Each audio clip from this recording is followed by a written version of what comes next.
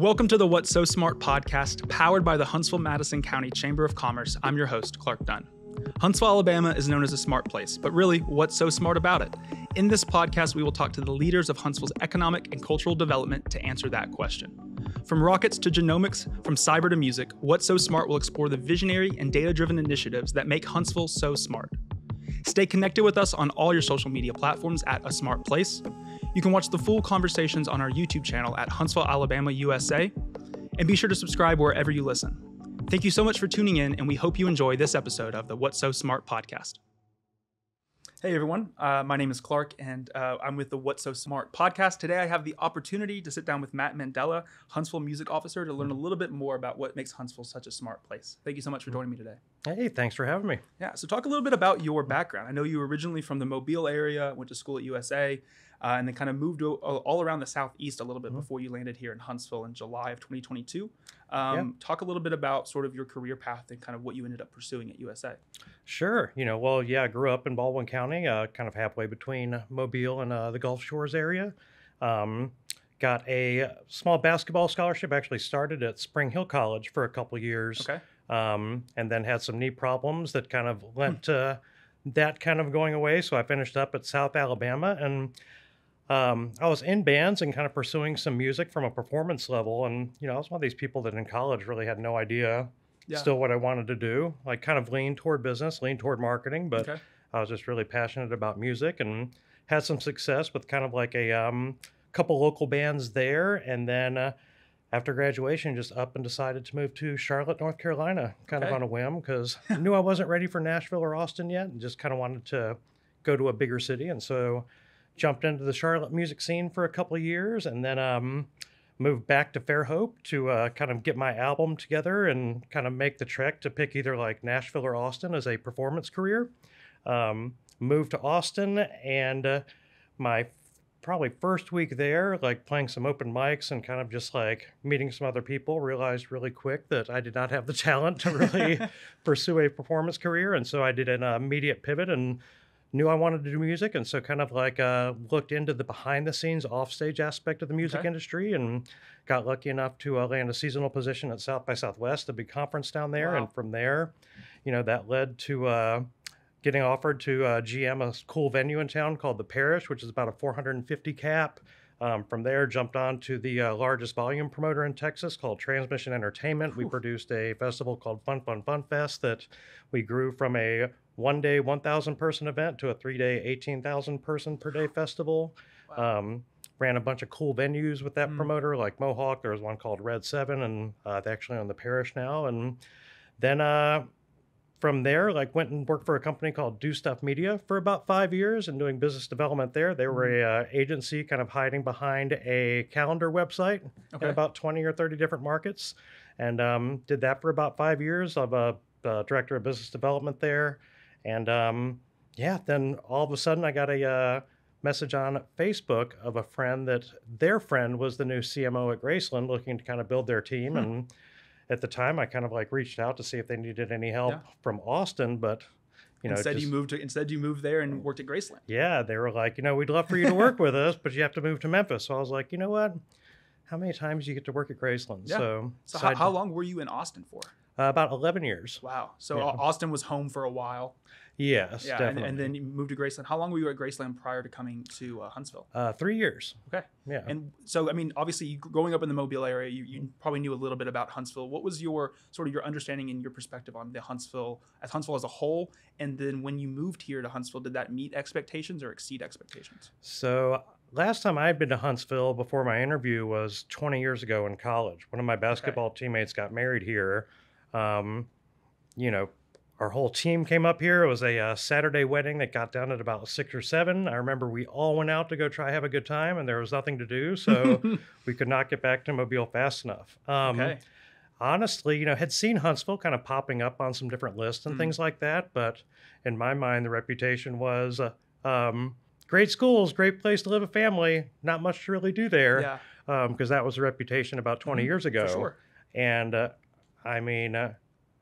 that script got completely flipped after the first interview, and we got here and kind of started diving in, and we fell in love with it right away. And even by the second interview, we were driving here, even saying, even if you don't get this job, we still want to move here. Wow. And yeah, the community's so great. Still in the honeymoon phase. Been here about 2 Yeah. years now, and just love Yeah. Huntsville. So beyond, I mean, obviously your job is what brought you here, and I Mhm. mean, your job is what you do majority of your life, and you're working, and so the job is a great way to get here. But beyond just your job, what other elements of the Huntsville community really kind of tied you down and kind of said, hey, even if I don't get this job, I really like this community?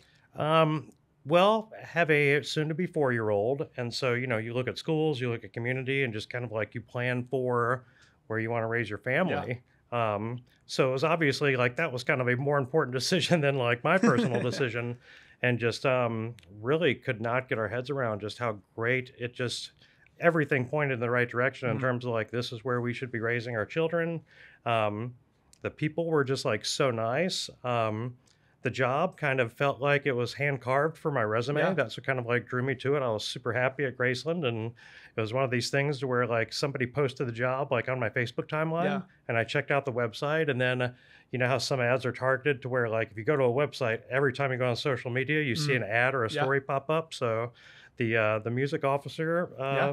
position was haunting me every time I went on Facebook. So but it just like something just seemed so perfect for the way like the job role was to fit in with my experience. And so threw in the application and got lucky enough a few months later to get the offer, and easiest decision we've ever made. Yeah. So talk a little. So obviously, like my understanding is that like, Huntsville is the first community in the country to lead a music audit. It's a very engineering thing for an engineering town to Yeah. do like a music audit. What's so smart about this fostering of this ecosystem in this community, and how are you implementing it on a day-to-day basis or on a yearly basis? Interesting. So start with the first. Okay, one question at a time. What was Yeah. the first question? Yeah. So I mean, how do you go about creating this music audit? Like from like this being something that's it's a unique thing. It's not something that many like no one else in the country has done. How do Absolutely. you go about making this happen? And that's interesting. So the audit actually happened before I got here. Okay. And the audit actually, the findings of the audit, one of the recommendations was to create a music office and a music officer. Okay. So thank you to the audit for being here. Yes. But, just kind of like, before you build a big building, you Yeah. kind of have to do soil samples and kind of see what you have there before you make the investment into seeing, instead of kind of just making blind investments. And so Yeah. basically the audit just was a dive-in process. A company called Sound Diplomacy out of Great Britain is the one who conducted Okay. it. Wow. They do these a lot overseas. We were their first North American client, which was really awesome. Yeah. Huntsville, Alabama is the first. That's something you don't see every day. We love to be first. Yeah, we love to be first in a lot of things. So, wow, that is such a unique thing. I mean, like in this that audit obviously is how the music officer position came about, but it also probably helped kind of create this ecosystem too. I mean, where we have everything from these smaller venues to these venues like the Orion. How has this ecosystem continuing to develop now that you are, I guess, going into 2 years here at this position? Oh, it keeps getting more exciting, because the amphitheater wasn't here Yeah. before the audit. That was actually a recommendation in the audit. And, the audit was really important for kind of really addressing and like kind of showcasing the ecosystem and kind of showing what we already had here. It's basically just like a big SWOT analysis, your strengths, your weaknesses, your opportunities Yeah. and threats. And the opportunities and strength for our music office or our music market were just off the charts. So especially like for one that hasn't really been cultivated and fostered from like Yeah. a government level or like a widespread basis. So all the signs pointed to like the city should dive in and really try elevate our music culture to be the first city in North America that's Yeah. taking that like data-driven strategic approach to doing so. And so, in the audit, it's definitely like kind of our daily roadmap. You look Okay. at kind of like all the recommendations. Some are recommended like 1 to 2 years out. Some are like 3 to 5. Some are beyond 5.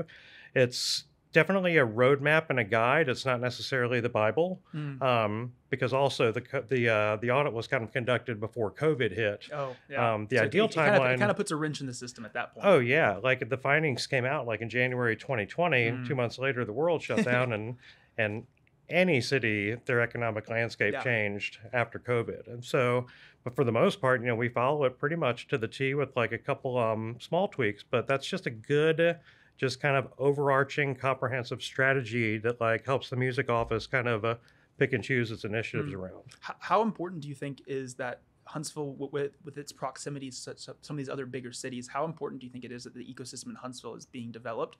Because it helps also support these cities like Nashville that has a huge music scene, or Atlanta. Do you think that kind of played a part in this music audit being even a thing and an opportunity for Huntsville? Well, it's interesting you brought up our kind of geographic location because that's a huge opportunity, but it's also kind of a challenge. Mm. You know, like we are right in the middle of Atlanta, Nashville, Yeah. Memphis, and Birmingham. Those are historically a lot larger music economies than Mm. ours, to where we're kind of approaching this from a, you know, kind of like put the building blocks in place Mm. to create our own identity to be in the same conversation as those cities when you're talking about a music Yeah. culture. Um, and because of that proximity, it is especially important for us to focus on like developing the local ecosystem as well. Mm. Like, you know, building the venues that can facilitate the best performers in the world, like the Orion and the VBC, are awesome. But for us to really kind of compete with that homegrown talent, Yeah. there's so much in this region. It's a lot cheaper to live here than Yeah. Atlanta and For Nashville. sure. And to be able to attract musicians that want to like make their homesteads here and really, really dive in and live Yeah. here, it's a big challenge, but also a big opportunity For sure. And for I mean, I them. think having those stepping stones, that we have those venues, that it's those dive bars, it's the Voodoo, it's the Jefferson Street, it's the Sammy T's, it's the places that you can get your start. You can begin playing there, and you hear these stories at these older venues here in town that had that impact at one Mhm. point. You know, places like Tip Top that had it, that these bands came through, that are these world class bands, and now we're able to kind of refoster that sense of, hey, music is a huge part of our community, and we're in it for the long road. It's not something that we want to see happen overnight. It's something that we're willing to kind of be there for the longevity of this. Absolutely. And it's definitely a rising tide lifts all boats approach where, you know, even these like large acts that come into town, like they're bringing the industry with them. You know, Mm. they have managers, agents, and staffs around them that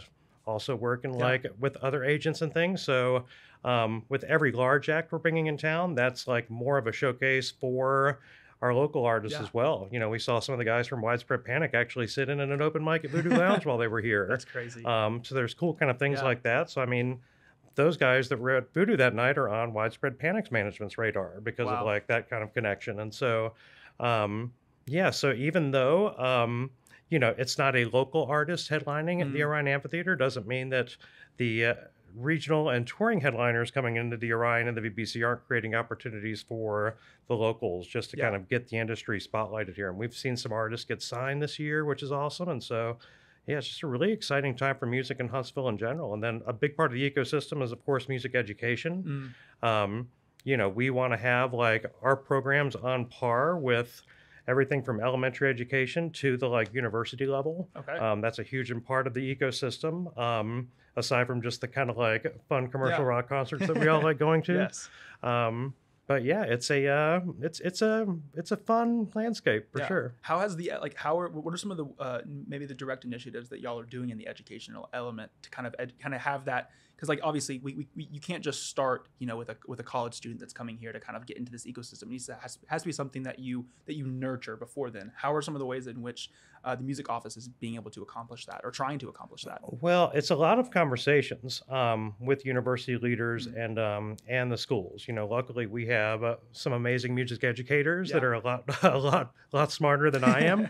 And so it's just being in conversation, basically like asking what they need, and when there are moments to like really just try to elevate and make sure everybody's aware of what's happening. Like when the A&M band did the Macy's Thanksgiving Day Mm. parade this year.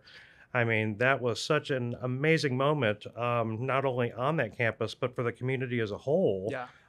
You know, to be at home on Thanksgiving, turn on the TV, and like the first band marching in that Yeah. parade is Alabama A&M.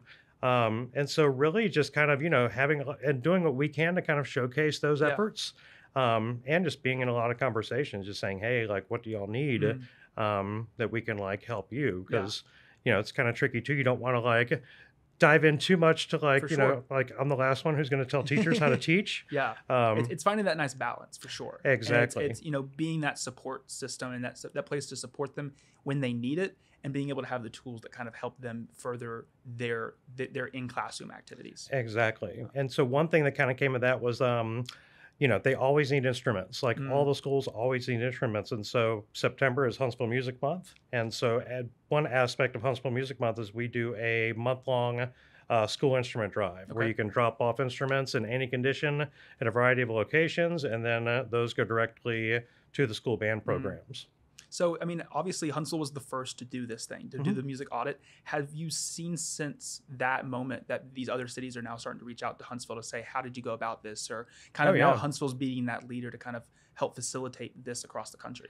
Yeah, and it's been amazing. I mean, not a week goes by to where we don't get contacted Mm. by somebody from another city just wanting to like set up a call and kind of Yeah. pick our brains about what we're doing. Because I think too, back in 2022 when we launched the music office, it was kind of like, hey, here's what we're going to do.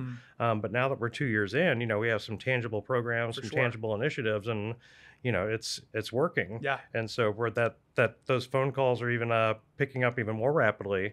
I think the coolest thing is the state of Tennessee has Mm, started a music office in their economic development okay. arm, and so there's other cities and other states that are like looking into launching Mm, music offices as well. yeah. And just being in contact with like the Texas Music Office, we kind of have a music office kind of little buddy system. We hosted the Music Cities convention here, and a lot of the government officials in the music realm in North America and beyond were here Wow. in Huntsville for 3 days, just kind of having conversations. And so it's nice to see kind of in a role like mine where you're really not competitive in the Yeah. music industry, which is amazing after being in the music industry for 15 years in a very competitive and cutthroat industry at Mm, times, to having a role where, I mean, it serves me best to be everybody's friend yeah. because we're a support kind of like office. And that's just been like a breath of fresh air to kind of like have music conversations to where, you're not the enemy of everybody. You're Yeah. like friendly, whether it's like state, cities, or especially locals. Yeah, and I think the distinction recently too with Orion becoming that Billboard top venue in this area, Right? I think that puts us on the map too as far as just a community that Huntsville is that hey, we have this venue and it's in our backyard. The There's whole eastern region of the United States. yeah, and that's I mean, and it's one of those things that's like I think like obviously it's the Orion's such a new thing for the community, but it is still such an amazing thing when I go there and think this is something that I can Uber to. This is like in my backyard. This is something that is in my community. It's in my city. And to think back, even like even for you to think back when you first visited Huntsville 20 years ago, and you're like, nothing's cool about this city. The city doesn't have what I want. Let's get back to Mobile. To now being like, wow, the city has a lot, and we're being recognized for it. And I remember seeing the initial video of like there was like this long kind of probably like 8 or 9 minute video with like the mayor and different people kind of personalities involved with the Orion just explaining the vision of it. Mm, And I remember seeing that video and seeing it going like, oh wow, that looks awesome. There's no way they're going to be able to build that in Huntsville. Yeah. And then just kind of like walked away, and then like years later, Yeah. here we are. yeah, it's from your perspective, what makes Huntsville such a smart place? I think it all starts with just like the people. It's a community that really obviously like puts education at a premium, Mm, and there are just really really smart people here. yeah. It is like I like to say, like my kind of zinger when I go to speak at like public things is like I'm always the tallest person in the room, but never the smartest in Huntsville. And I think that when you have a community that really really values education inside the household, that trickles out to the Mm, rest of the community sure. as well. So, I mean, you've been here since July since 2022. Mhm. Is there a unique experience that you can think of from your time being here so far? Either an interaction you had with somebody, or a moment that solidified, this Huntsville community for you. Well, there's two. One is, and one kind of happens, it seems like every weekend there's moments where, we'll just like take our little girl out somewhere, like, where there's usually like a restaurant where like a big green space where For she can sure, just yeah. run around. Every weekend she makes new friends, and it's like older kids too, like 9, 10 year olds will be running around playing. They'll like come pick her up, and it's kind of like a built-in babysitter system almost. Just how sweet the kids are to each Yeah. other here is kind of like just a special thing that Mm. kind of like happens all the time. And then on the music side, I was actually at a chamber luncheon and had an amazing conversation just talking about like, music and, just personal kind of stuff, like Yeah. the stuff we like. And then really nice guy. And he's like, oh, well, nice to meet you. And he gave me his card and I looked at it. And he was the head of astrophysics at NASA. Oh, So yeah. it's like, wow, I was just talking to one of the smartest Yeah. people in the world. Yeah, and that's what that's such a unique thing. I think that Huntsville is still able to accomplish as a city that's growing at the rate we are, is that it's still a close community.